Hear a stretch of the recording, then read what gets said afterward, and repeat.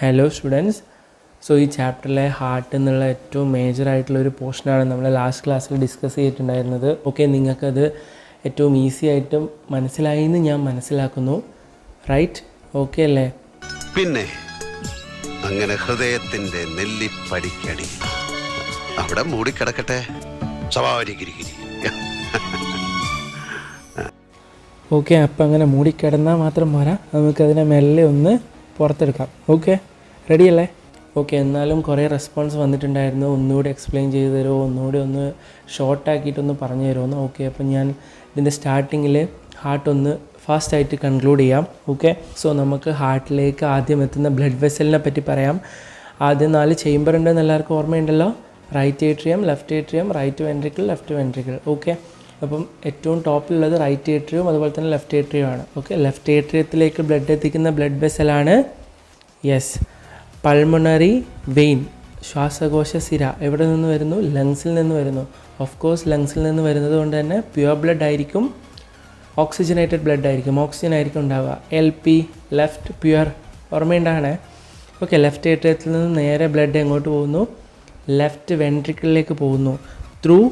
Through bicuspid valve. ശരിയല്ലേ? അപ്പോൾ എന്തിനാണ് വാൽവ്സ് പ്രസൻ്റ് ആയിട്ടുള്ളത്? ലെഫ്റ്റ് വെൻട്രിക്കിളിൽ നിന്നും തിരിച്ച് ബ്ലഡ് ലെഫ്റ്റ് ഏട്രിയത്തിലേക്ക് എൻ്റർ ചെയ്യാണ്ടിരിക്കാൻ, ആ ബാക്ക് ഫ്ലോ പ്രിവെൻറ്റ് ചെയ്യാൻ വേണ്ടിയിട്ടാണ് അവിടെ ബൈക്കസ്പിഡ് വാൽവ് പ്രസൻ്റ് ആയിട്ടുള്ളത്. ലെഫ്റ്റ് വെൻട്രിക്കിളിൽ നിന്നും ബ്ലഡ് നേരെ എങ്ങോട്ട് പോകും? അയോട്ടയിലേക്ക് പോകും, അഥവാ ശ്വാസകോശ ധമനിയിലേക്ക് പോകും. ഓക്കെ, ഇവിടെ നിന്നും ത്രൂ ഹോൾ ബോഡി പാർട്സ്, എല്ലാ ബോഡി പാർട്സിലേക്കും പോകും. പ്യുവർ ബ്ലഡ്, ഓക്സിജനേറ്റഡ് ബ്ലഡ് എല്ലാ ബോഡി പാർട്സിലേക്കും, എല്ലാ ടിഷ്യൂസിലേക്കും, എല്ലാ സെൽസിലേക്കും എത്തിക്കും. ഓക്കെ, അപ്പം ഹൃദയ ഇവിടെ ഒരു ഡൗട്ട് ചോദിച്ചിട്ടുണ്ട്, sir semilunar valves. Semilunar valves present ആണ്. എവിടെയാണ് പ്രസൻ്റ് ആയിട്ടുള്ളത്? In between ventricle and aorta. അതെന്തിനാണ്? തിരിച്ച് ബ്ലഡ് വെൻട്രിക്കിളിലേക്ക് എൻ്റർ ചെയ്യുന്നത് പ്രിവെൻറ്റ് ചെയ്യാൻ. ഓക്കെ, നെക്സ്റ്റ്, ഈ ബ്ലഡ് എല്ലാം എല്ലാ ബോഡി പാർട്സിലും എത്തി അവിടെ നിന്ന് എന്ത് ബ്ലഡ് കളക്ട് ചെയ്യും? ഡീഓക്സിജനേറ്റഡ് ആയിട്ടുള്ള ബ്ലഡ് കളക്ട് ചെയ്യും. അത് കളക്ട് ചെയ്യുന്നത് ആരാ? അത് കളക്ട് ചെയ്യുന്നവർ അപ്പർ ബോഡി പാർട്സിലേത് superior vena cava, lower body പാർട്സിലേത് ഇൻഫീരിയർ വീന കാവ, ഊർധ്വ മഹാസിര ആൻഡ് അധോ മഹാസിര. ഓക്കെ, ഈ 2 വെയിൻസും കൂടി ഡീഓക്സിജനേറ്റഡ് ബ്ലഡ് എവിടെ എത്തിക്കും? റൈറ്റ് ഏട്രിയത്തിലേക്ക് എത്തിക്കും. Okay, clear? റൈറ്റ് ഏട്രിയത്തിലേക്ക് എത്തുന്നു. എന്താണ് എത്തുന്നത്? ഡീഓക്സിജനേറ്റഡ് ആയിട്ടുള്ള ബ്ലഡാണ്, കാർബൺ ഡൈ ഓക്സൈഡ് ആണ് പ്രസൻ്റ് ആയിട്ടുള്ളത്. ആ ബ്ലഡ് റൈറ്റ് ഏട്രിയത്തിൽ നിന്നും റൈറ്റ് വെൻട്രിക്കിളിലേക്ക് എത്തും ത്രൂ ട്രൈക്കസ്പിഡ് വാൽവ്. ഓക്കെ, ഇപ്പോൾ ട്രൈക്കസ്പിഡ് വാൽവിൻ്റെ പ്രസൻസ് എന്തിനാണ്? To prevent the backflow from ventricle to atrium. Clear? ഇനി വെൻട്രിക്കിളിൽ നിന്നും ബ്ലഡ് എങ്ങോട്ട് പോകും? To the pulmonary artery അഥവാ ശ്വാസകോശ ധമനി. എന്തിനാണ് ശ്വാസകോശ ധമനിയിൽ എത്തുന്നത്? എന്നാൽ മാത്രമേ അത് ലങ്സിലേക്ക് പോയി ലങ്സിൽ നിന്നും ഡീഓക്സിജനേറ്റഡ് ആയിട്ടുള്ള ബ്ലഡിനെ ഓക്സിജനേറ്റഡ് ആക്കി മാറ്റി വീണ്ടും അത് പൾമണറി വെയിൻ വഴി അഥവാ ശ്വാസകോശ സിര വഴി ലെഫ്റ്റ് ഏട്രിയത്തിലേക്ക് എത്തിക്കാൻ പറ്റും. ഇതിങ്ങനെ കണ്ടിന്യൂ ചെയ്തുകൊണ്ടിരിക്കും. ഓക്കെ, ഈ ഒരു സൈക്കിൾ കണ്ടിന്യൂ ചെയ്തുകൊണ്ടിരിക്കും. ക്ലിയർ അല്ലേ? അപ്പോൾ മെയിനായിട്ട് വാൽവ്സ് എല്ലാം ഓർമ്മിക്കുക. ഓക്കെ, ലെഫ്റ്റ് ഏട്രിയത്തിനും ലെഫ്റ്റ് വെൻട്രിക്കിളിനും ഇടയിൽ ബൈക്കസ്പിഡ് വാൽവ്, റൈറ്റ് ഏട്രിയത്തിനും റൈറ്റ് വെൻട്രിക്കിളിനും ഇടയിൽ ട്രൈക്കസ്പിഡ് വാൽവ്. അതുപോലെ തന്നെ വെൻട്രിക്കിൾസിൽ നിന്നും മഹാധമനിയിലേക്കും അഥവാ അയോട്ടയിലേക്കും ശ്വാസകോശ ധമനിയിലേക്കും അഥവാ പൾമണറി ആർട്ടറിയിലേക്കും എൻ്റർ ചെയ്യുന്നിടത്ത് സെമിലൂണാർ വാൽവ്സും പ്രസൻ്റ് ആയിരിക്കും. ഫംഗ്ഷൻ രണ്ടുപേരുടെയും സെയിം ആണ്, to prevent the back flow. Okay, തിരിച്ച് വീണ്ടും എൻ്റർ ചെയ്യാണ്ടിരിക്കാൻ വേണ്ടിയിട്ട്, അത് പ്രിവെൻറ്റ് ചെയ്യാൻ വേണ്ടിയിട്ടാണ് ആര് പ്രസൻ്റ് ആയിട്ടുള്ളത്? These valves are present in the heart. Clear അല്ലേ? ഓക്കെ, നെക്സ്റ്റ് നമുക്ക് ഡബിൾ സർക്കുലേഷനാണ് ഇതിൽ ഇമ്പോർട്ടൻ്റ് ആയിട്ട് പറയാനുള്ളത്. ഡബിൾ സർക്കുലേഷൻ മനുഷ്യൻ്റെ രക്തപര്യനം. ഓക്കെ, ഡബിൾ സർക്കുലേഷനിൽ എന്തെല്ലാം പ്രസൻ്റ് ആണ്? സിസ്റ്റമിക് സർക്കുലേഷൻ ഉണ്ട്, അതുപോലെ തന്നെ പൾമണറി സർക്കുലേഷൻ ഉണ്ട്. ഓക്കെ, സിസ്റ്റമിക് സർക്കുലേഷൻ എവിടെ സ്റ്റാർട്ട് ചെയ്യുന്നു? From left ventricle. എവിടത്തേക്ക് എൻ്റർ ചെയ്യും? മഹാധമനി അഥവാ അയോട്ടയിലെത്തും. അവിടെ നിന്നും ശരീരത്തിൻ്റെ വിവിധ ഭാഗങ്ങൾ അഥവാ different body parts, then veins വഴി അഥവാ ഊർധ്വമഹാസിര അഥവാ അധോ മഹാസിര വഴി റൈറ്റ് ഏട്രിയത്തിലേക്ക് എത്തും, വലത് ഏട്രിയത്തിലേക്ക് എത്തും. ഓക്കെ, സിരകൾ വഴിയാണ് ഏട്രിയത്തിലേക്ക് എത്തുന്നത്. ഓക്കെ, അതൊരു മഹാസിരയായി വന്ന് എവിടെ എത്തും? To the right atrium. So double സർക്കുലേഷനിലെ സിസ്റ്റമിക് സർക്കുലേഷൻ നമ്മൾ പഠിച്ചു, അഥവാ സിസ്റ്റമിക് പര്യനം നമ്മൾ പഠിച്ചു. ഇനിയുള്ളത് പൾമണറി പര്യനം അഥവാ പൾമണറി സർക്കുലേഷൻ. എവിടെയാണ് ബിഗിൻ ചെയ്യുന്നത്? റൈറ്റ് വെൻട്രിക്കിളിൽ സ്റ്റാർട്ട് ചെയ്യുന്നു.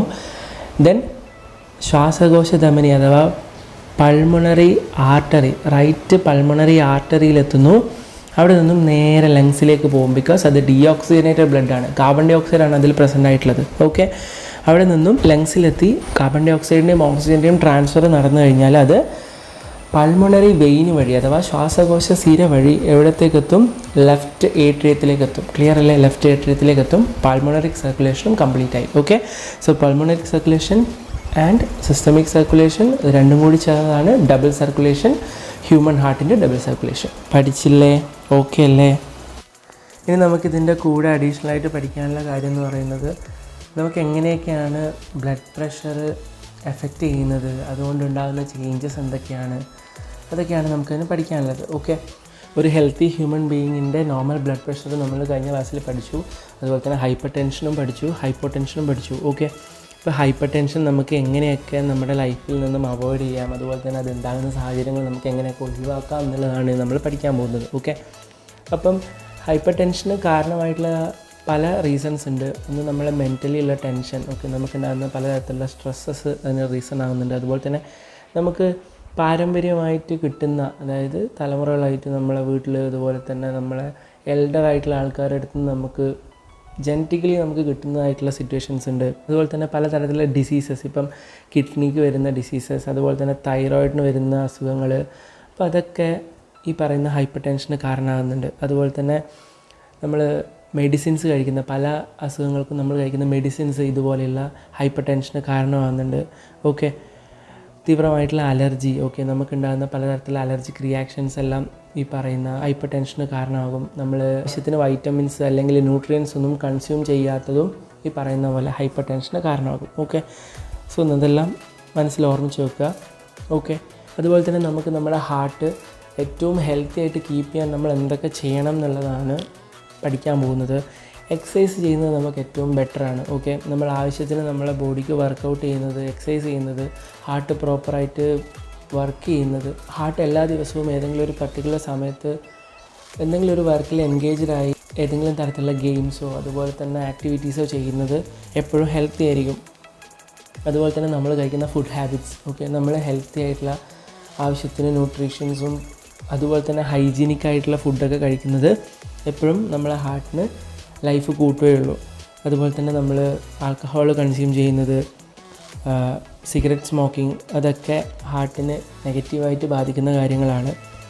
പിന്നെ ഓവറായിട്ട് ഫുഡ് കഴിക്കുക, ജങ്ക് ഫുഡ് കഴിക്കുക, നമ്മൾ ഫാറ്റി ആയിട്ടുള്ള ബോഡി ആയിരിക്കുക, അതുപോലെ തന്നെ നമുക്ക് മെൻ്റലി ഒരുപാട് സ്ട്രെസ്സസ് ഉണ്ടാകുക, പ്രഷർ ഉണ്ടാകുക, അതൊക്കെ നമ്മുടെ ഹാർട്ടിൻ്റെ വർക്കിങ്ങിനെ ഇൻഹിബിറ്റ് ചെയ്യും, നമ്മുടെ ഹാർട്ടിൻ്റെ വർക്കിങ്ങിനെ നെഗറ്റീവായിട്ട് എഫക്റ്റ് ചെയ്യും. ഓക്കെ, ഇതെല്ലാം നമ്മൾ ഡെയിലി ലൈഫിന് വേണ്ടിയിട്ട് ചെയ്യേണ്ട കാര്യങ്ങളാണ്. ഓക്കെ, എക്സാമിന് എഴുതിയാൽ മാത്രം പോരാ, ഇതൊക്കെ നിങ്ങൾ ലൈഫിൽ ഫോളോ ചെയ്യുന്ന വഴി നമുക്ക് ഒരുപാട് ബെനിഫിറ്റ്സ് ഉണ്ടാകും. ഓക്കെ, ഒരുപാട് ആൾക്കാർക്ക് ഷെയർ ചെയ്ത് കൊടുക്കുന്ന വഴി നമുക്ക് ഒരുപാട് ആൾക്കാരുടെ ഹാർട്ടിൻ്റെ ലൈഫ് കൂട്ടാൻ പറ്റും. ഓക്കെ, സോ എല്ലാവരും ചെയ്യണം.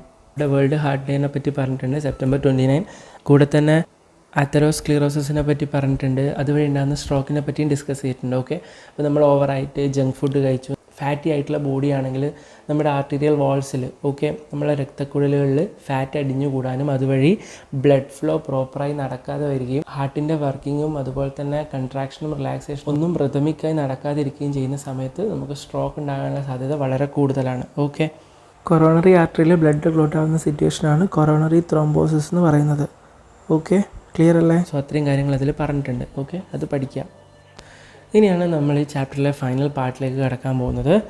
That is conduction in plants. Okay, സസ്യങ്ങളിലെ സംവഹനം അഥവാ ട്രാൻസ്പോർട്ടേഷൻ എങ്ങനെ നടക്കുന്നു, എന്തൊക്കെയാണ് കണ്ടക്ട് ചെയ്യപ്പെടുന്നത്, അത് ആരൊക്കെയാണ് ചെയ്യുന്നത് എന്നുള്ളതാണ്. ഓക്കെ, മേജറായിട്ട് നമ്മൾ പഠിക്കേണ്ടത് രണ്ട് പാർട്സാണ്.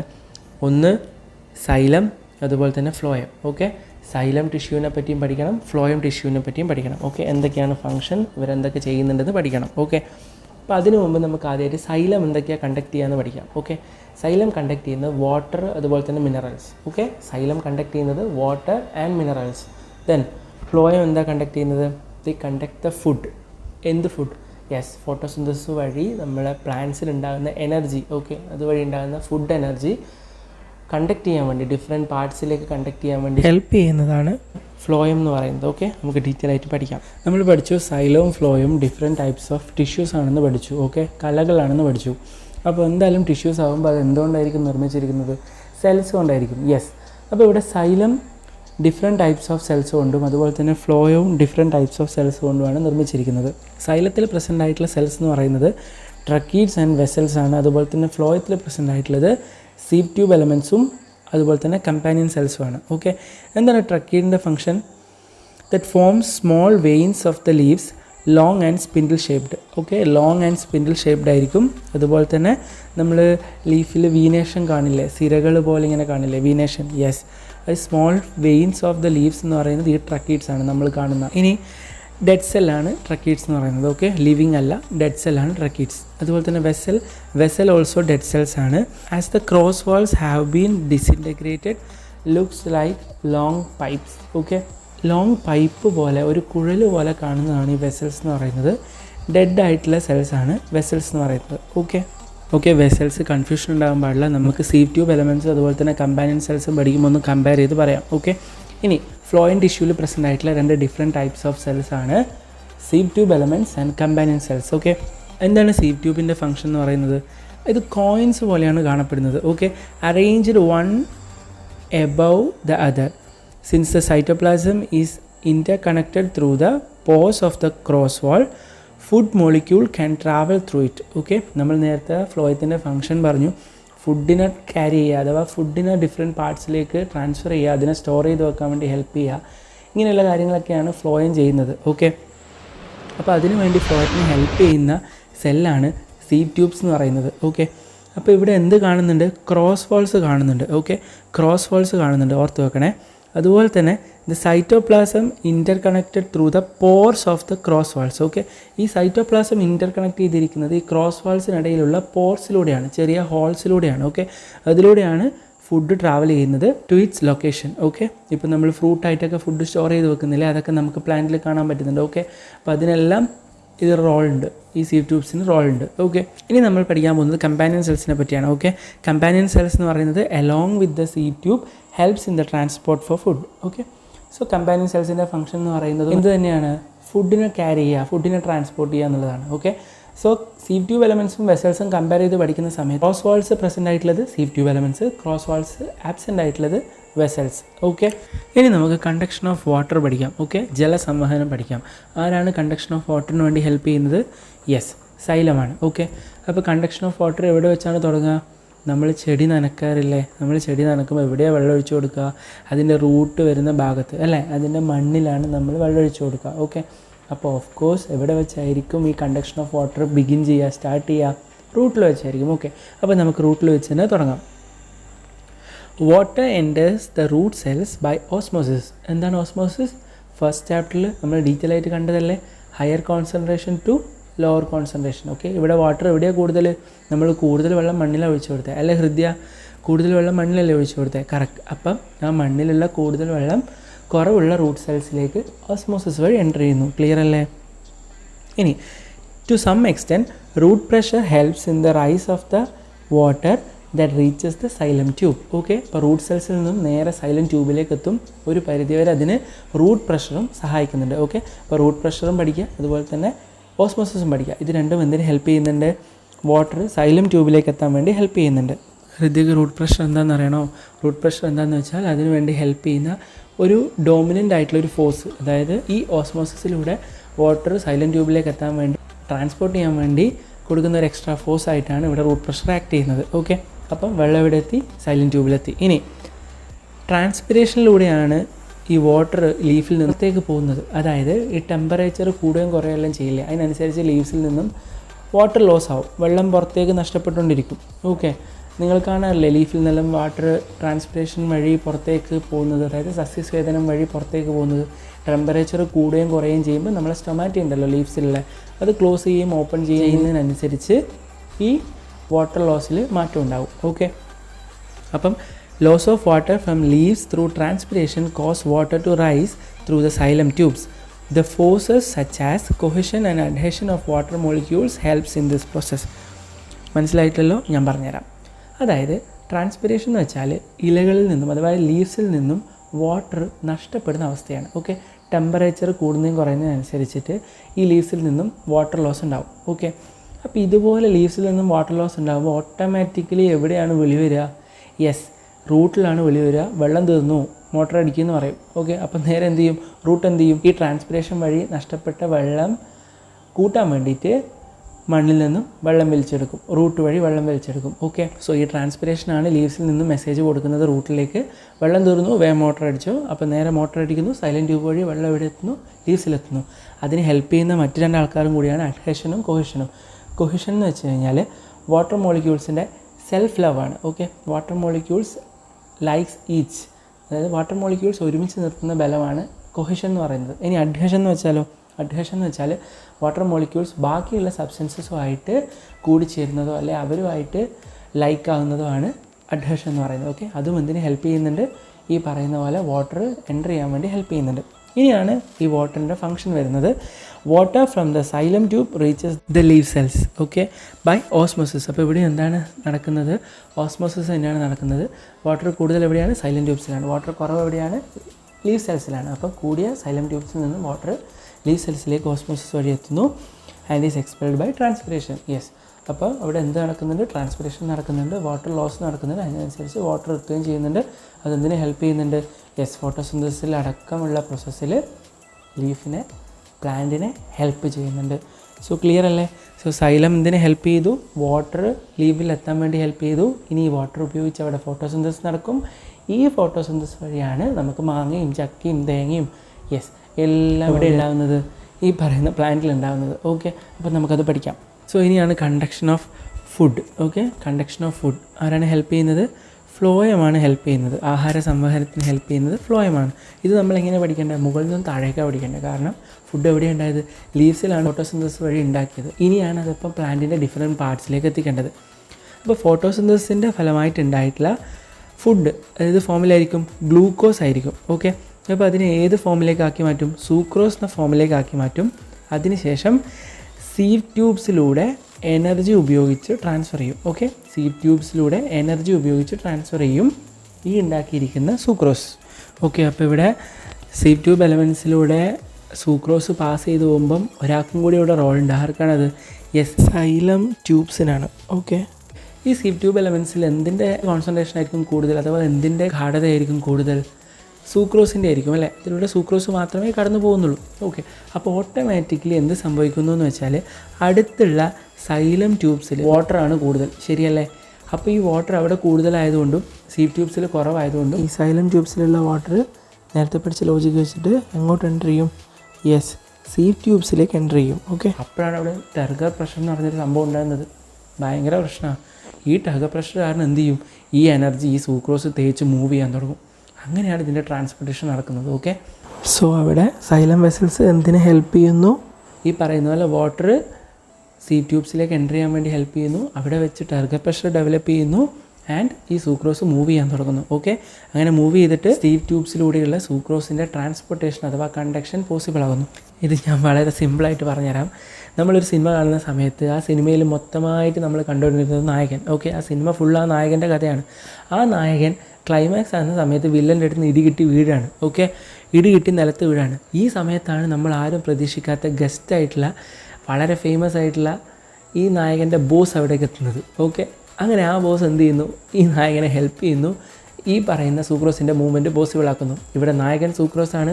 ഇവിടെ ഗസ്റ്റ് റോളിൽ വരുന്ന മാസ് നായകൻ ആരാണ്, യെസ്, അത് ടർഗർ പ്രഷർ ക്രിയേറ്റ് ചെയ്യാൻ സൈലൻറ്റ് ട്യൂബ്സിൽ നിന്ന് വരുന്ന വാട്ടറാണ്. ആരാണ്, വാട്ടറാണ്. ഓക്കെ, അത്രയും മാത്രം സിമ്പിളായിട്ട് ഓർത്താൽ മതി.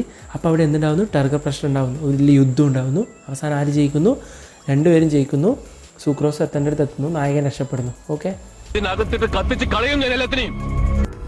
ഇവിടെ ഏത് പൊന്നു തമ്പുരാനാ നിങ്ങൾ രക്ഷിക്കാൻ പറ. നായകൻ രക്ഷപ്പെടുന്നു ക്ലൈമാക്സിൽ. ഓക്കെ, അപ്പോൾ അതിന് ഹെൽപ്പ് ചെയ്യുന്ന ആരാണ്, നമ്മുടെ മാസ് ആയിട്ടുള്ള നായകൻ്റെ പഴയ ഫ്രണ്ട്.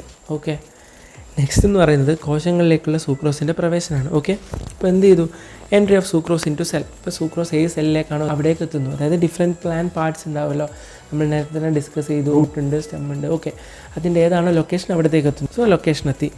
അപ്പോൾ നമ്മൾ എന്തൊക്കെ പഠിച്ചു, കണ്ടക്ഷൻ ഓഫ് വാട്ടറിന് ഹെൽപ്പ് ചെയ്യുന്ന സൈലത്തെ പറ്റി പഠിച്ചു. അതുപോലെ തന്നെ എങ്ങനെയാണ് വാട്ടർ സോയിലിൽ നിന്നും റൂട്ടിലെത്തുന്നതെന്ന് പഠിച്ചു. Then conduction of water through stem പഠിച്ചു. എങ്ങനെയാണ് conduction of water through stem, yes, ആരാണ് ഹെൽപ്പ് ചെയ്യുന്നത്, സൈലം ട്യൂബ്സ് ആണ് ഹെൽപ്പ് ചെയ്യുന്നത്. ഓക്കെ, ഇനി എന്താ പഠിച്ചത്, transpiration and conduction of water പഠിച്ചു. Conduction of materials from leaves to other parts പഠിച്ചു. ഓക്കെ, ക്ലിയർ അല്ലേ? സെറ്റല്ലേ? ഇവിടെ ക്ലാസ് ഓൾമോസ്റ്റ് ഫിനിഷായി കഴിയാറായപ്പോൾ ഹൃദയ ഒരു ഡൗട്ടും കൊണ്ടുവന്നിട്ടുണ്ട്. സർ, നമ്മൾ രാവിലെ ചെടികളൊക്കെ നോക്കുന്ന സമയത്ത് അതിൻ്റെ ഇലകളിൽ ഇങ്ങനെ വെള്ളത്തുള്ളികൾ, വാട്ടർ ഡ്രോപ്ലെറ്റ്സ് കാണാറുണ്ടല്ലോ, അതപ്പോൾ ട്രാൻസ്പിറേഷൻ എക്സാമ്പിൾ അല്ലേ? അതൊരു ട്രാൻസ്പിറേഷൻ എക്സാമ്പിൾ അല്ല. അതെന്താണെന്ന് വെച്ചാൽ ഈ ലീവ്സിൽ ഇതുപോലെ കാണുന്ന വാട്ടർ ഡ്രോപ്ലെറ്റ്സ് ട്രാൻസ്പിറേഷൻ്റെ ഭാഗമായിട്ടുണ്ടാകുന്നതല്ല. ആ പ്രോസസ്സിന് പറയുന്ന പേരാണ് ഗട്ടേഷൻ. എന്താണ് ഗട്ടേഷൻ? ഇതെങ്ങനെയാണ് സംഭവിക്കുന്നത്? ഇത് സംഭവിക്കാനുള്ള റീസൺ എന്ന് പറയുന്നത് ഈ നൈറ്റ് ടൈമിൽ സ്റ്റൊമാറ്റോ ക്ലോസ്ഡ് ആയിരിക്കും. ഓക്കെ, നൈറ്റ് ടൈമിൽ സ്റ്റൊമാറ്റോ ക്ലോസ്ഡ് ആയിരിക്കും. അതുപോലെ തന്നെ ട്രാൻസ്പിറേഷൻ അഥവാ സസ്യസ്വേദനവും നടക്കില്ല. രാത്രിയല്ലേ, ടെമ്പറേച്ചറിൻ്റെ എഫക്റ്റ് ഒന്നും ഇല്ലല്ലോ. അപ്പോൾ ഓട്ടോമാറ്റിക്കലി എന്ത് സംഭവിക്കുമെന്ന് വെച്ചാൽ റൂട്ടിൽ വാട്ടറിൻ്റെ പ്രഷർ കൂടാൻ സാധ്യതയുണ്ട് അറ്റ്മോസ്ഫിയറിക് പ്രഷറിനേക്കാളും. അപ്പോൾ അങ്ങനെ വരുന്ന സമയത്ത് വാട്ടർ ഹൈഡത്തോഡ് എന്ന് പറയുന്ന ഒരു ഓപ്പണിങ്ങിലൂടെ, സ്റ്റൊമാറ്റ അല്ലാതെ ഹൈഡത്തോഡ് എന്ന് പറയുന്ന ഒരു ഓപ്പണിങ്ങിലൂടെ പുറത്തേക്ക് പോകും. അപ്പോൾ അങ്ങനെ കാണുന്നതാണ് എന്ത്, ഈ ലീവ്സിൻ്റെ മുകളിലുള്ള വാട്ടർ ഡ്രോപ്ലെറ്റ്സ് എന്ന് പറയുന്നത്. ഓക്കെ, അപ്പോൾ ഇത്രമാത്രം ഓർമ്മിച്ചാൽ മതി.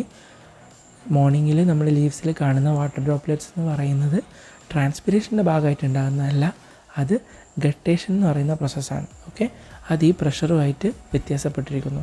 ഓക്കെ, ക്ലിയർ അല്ലേ? ഓക്കെ, അപ്പോൾ ക്ലാസ് വീഡിയോയിൽ നല്ല ഡീറ്റെയിൽ ആയിട്ട് കാണുക, റിപ്പീറ്റഡ് ആയിട്ട് കാണുക. എന്തെങ്കിലും ഡൗട്ട് ഉണ്ടെങ്കിൽ കമൻസിൽ ചോദിക്കുക. അതുപോലെ തന്നെ ചാനലിലെ നോട്ട്സ് എല്ലാം ഫോളോ ചെയ്യുക. ഓരോ ഭാഗങ്ങളും റിപ്പീറ്റഡ് ആയിട്ട് കണ്ട് നോട്ട്സ് എഴുതി പഠിക്കുക. അതുപോലെ തന്നെ അഡീഷണൽ ആയിട്ട് വരുന്ന ക്വസ്റ്റ്യൻസ്, എക്സാമിന് വേണ്ട ക്വസ്റ്റ്യൻസ് എല്ലാം നമ്മൾ വേറെ തന്നെ ഒരു വീഡിയോ ആക്കിയിട്ട് എക്സാമിന് അടുപ്പിച്ച് ചെയ്യും. ഓക്കെ, നന്നായിട്ട് പഠിക്കുക. Thank you.